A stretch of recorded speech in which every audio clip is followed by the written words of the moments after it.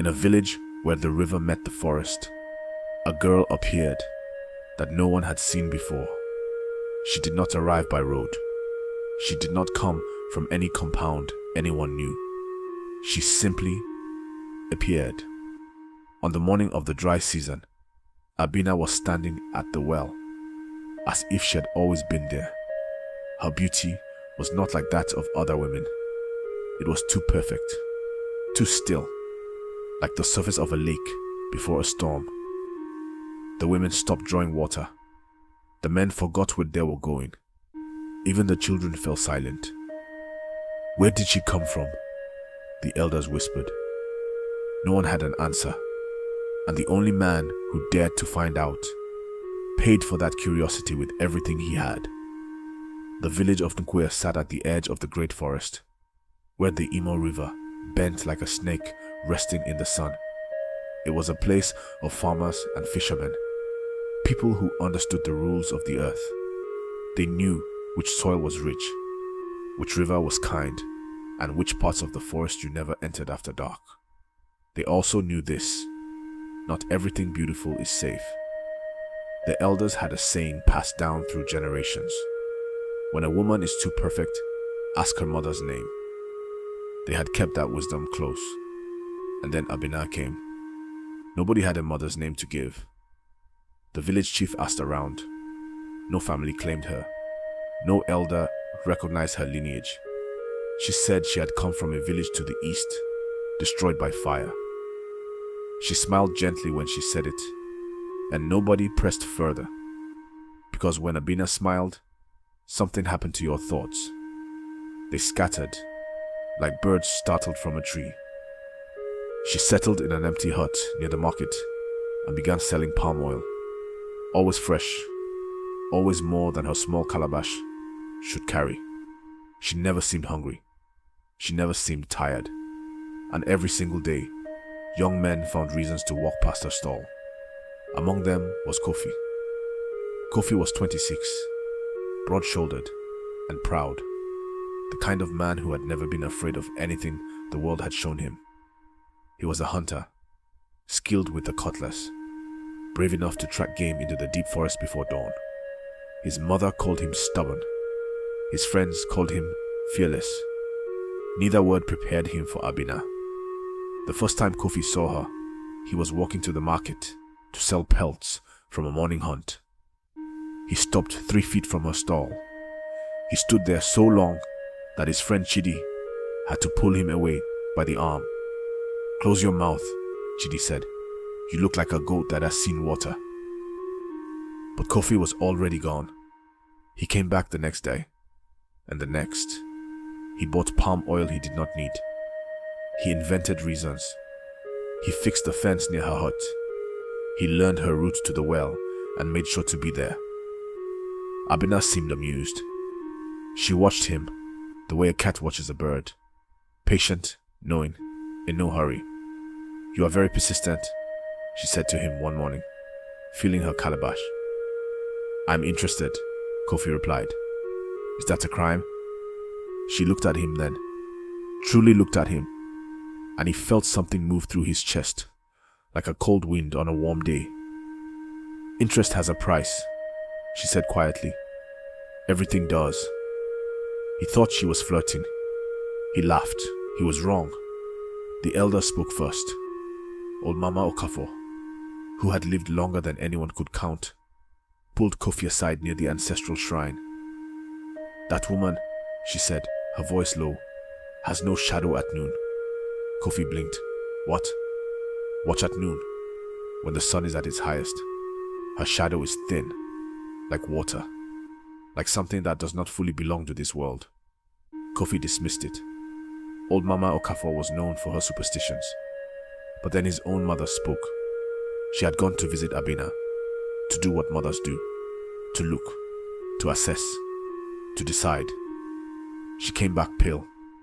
"Kofi," she said, "the fire in her hut never goes out. Not at night, not in the rain. And her compound smells like the river after a flood." "It is the palm oil," he said. "I have lived 60 years, she answered. "I know the smell of palm oil." that is not palm oil. And then Chidi, his closest friend, the bravest person Kofi knew, told him what he had seen the night before. He had walked past Abena's hut, late, he said, and he had seen her standing outside in the moonlight, perfectly still, facing the forest, not moving, arms at her sides, eyes open. Chidi stood hidden behind a tree and watched her for nearly an hour. She never blinked, Chidi said. Not once in an hour. You were tired, Kofi said. I know what I saw. But Kofi was already planning his marriage proposal. He brought kola nuts to her hut. He followed every custom. He spoke the words properly, the way his father had taught him. Abena accepted, calmly, without surprise, as if she had been waiting for exactly this. The village was uneasy, but Kofi was a respected man, and when the wedding day was set, people came, because that is what communities do. They gather for their own, even when something feels wrong. But two things happened on the night before the wedding that Nkwuere would talk about for generations. First, the sacred drum at the ancestral shrine played by itself. 3 beats. Then silence. No hand had touched it. Second, a white egret landed on the roof of Abena's hut and refused to leave, even when chased, even when stones were thrown. It sat there through the night, still as carved ivory. The diviner, Nenaji, was called. He threw his shells in the earth and stared at the patterns for a long time. Then he looked up at the chief. Ask the woman her spirit name, he said quietly. Not the name she gave you, her other name. They asked. Abena smiled and she said nothing. Before we go further, if this story has reached something inside you, please take a moment to like this video and subscribe to the channel. Every story we tell here is a piece of Africa's soul, kept alive for those who remember, and for those who are only now finding their way home. Now, back to Kofi. The ceremony was brief, quiet. The celebration that followed felt stiff. Music played, but it did not breathe the way good music should. The air sat heavy, as though the night itself was listening. That night, Kofi took his bride home. He told his mother he had never been happier. His mother did not sleep. In the weeks that followed, Kofi changed. It was slow at first, the way seasons change. He stopped going to the forest. He stopped seeing his friends. He would sit outside his hut in the evenings, staring at nothing. And when you called his name, there was a pause, a beat, too long, before he turned to look at you. And when he looked, his eyes were different, heavier, like a man looking at you from underneath water. His mother came to visit. She found him thin. The pride had left his posture. He moved carefully, like something inside him was made of glass.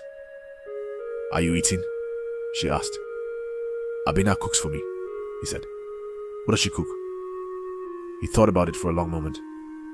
I don't remember. His mother looked at the cooking pot. It was empty, cold. There was no ash beneath it. It had never been used. She took his hands in hers. They were cold. In the full heat of the afternoon, his hands were cold. That night, Kofi's mother went to Naji the diviner. She told him everything. He listened with his eyes closed. He asked no questions. Your son, he said at last, has married an Ogbanje. She froze. An Ogbanje. In the tradition of the Igbo people, the Ogbanje is a spirit being, one who moves between the world of the living and the world beneath. Some come as children, born into families, only to die young, again and again, binding mothers to endless grief. Others come differently, as lovers, as companions, as husbands or wives, taking human form long enough to find what they came for. They do not take blood, Naji said. They do not take flesh. They take the force that makes a person shine, the ambition, the the laughter, the hunger for life. They drain it slowly, like a fire drawing the air from a sealed room, and the person does not die all at once. They simply thin. How do we stop it? She whispered. There was one way, he said. Find the Iuwa, the object the Ogbanje used to bind herself to this world. It would be buried somewhere in their home, small, wrapped in white cloth. If found and destroyed, her power over Kofi would break, and she would have no choice but to leave. Kofi's mother searched the hut the next morning, while Abena was at the market. Under a loose stone in the corner, she found it. A small carved figure, human in shape, no longer than a finger. Its eyes were made of cowrie shells and tied around its neck, carefully knotted, a thread of Kofi's hair. She did not hesitate. She carried it to the shrine. She handed it to Naji without speaking. He burned it. That evening, Abena returned home.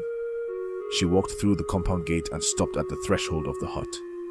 She stood there, perfectly still, the way Chidi had described her standing in the moonlight.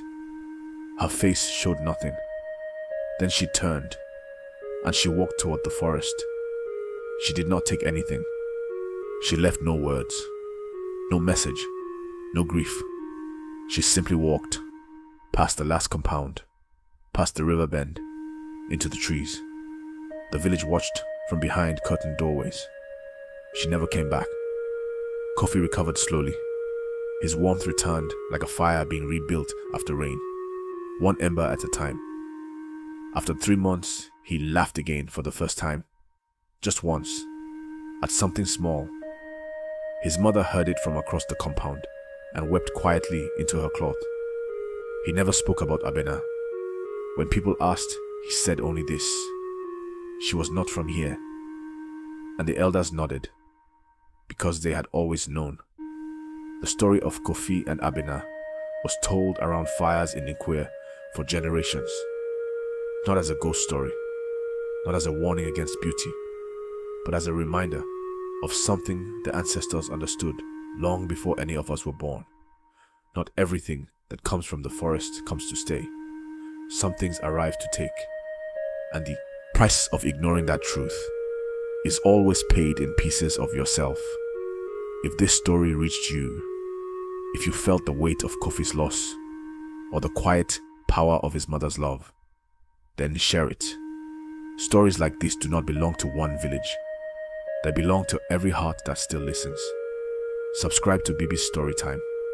Every story told on this channel is a candle kept burning for a world that still needs the light of the ancestors. We will see you in the next story.